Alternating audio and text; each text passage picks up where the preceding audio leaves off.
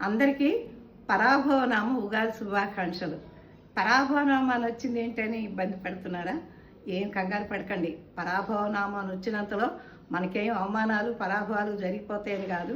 అలాంటి ఉద్దేశాలు ఏమన్నా ఉంటే వాటిని తగ్గించుకోమని, లేదా అలాంటి ఎదురైనప్పుడు మనల్ని వాటికి ఎదుర్కొనే శక్తిని పెట్టుకోండి అని చెప్పడానికే ఆ సంవత్సరం పేరు వచ్చింది. మరి 60 సంవత్సరాల్లో కొన్ని ఇలాంటి ఇబ్బందికర పేర్లు వస్తూ ఉంటాయి. క్షయనామ సంవత్సరం, మరి క్రోధినామ సంవత్సరం, మరి ఇలా ఏవో మనకి నచ్చని కొన్ని వస్తుంటాయి. సరే, వాటిని పట్టించుకోవద్దు. అసలు ఉగాది అంటేనే సందడండి. ఈ పండగ.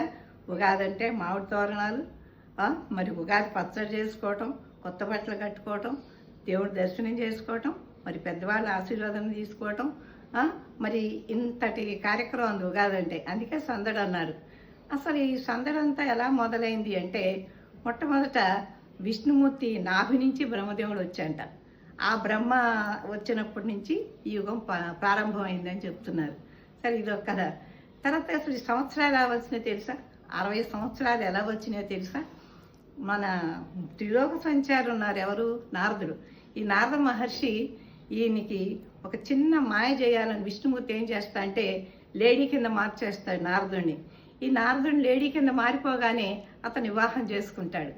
సరే, పెళ్ళైనాక 60 మంది పిల్లలు పుట్టారట వాడికి.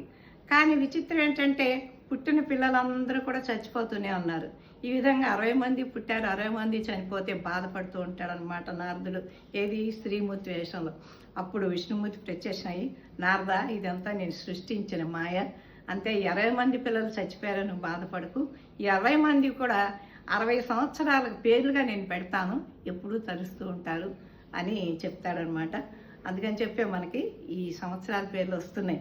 మరి ఈ ఉగాది పండుగ రోజు అందరూ చక్కగా ప్రసాదం చేసుకుని, ఆ ఉగాది పచ్చడి ఎలా చేస్తారో తెలుసు కదా. ముఖ్యంగా మామిడి పళ్ళు ఉండాలి, ముఖ్యంగా మామిడికాయలు ఉండాలి, వేప పువ్వు ఉండాలి, మరి చింతపండు. అసలు షడ్రుచులు ఏంటో చెప్పండి? ఉప్పు, కారం, తీపి, చేదు, పులుపు, ఒగరు, ఈ 6 సమ్మేళనమే ఈ ఉగాది పచ్చడి.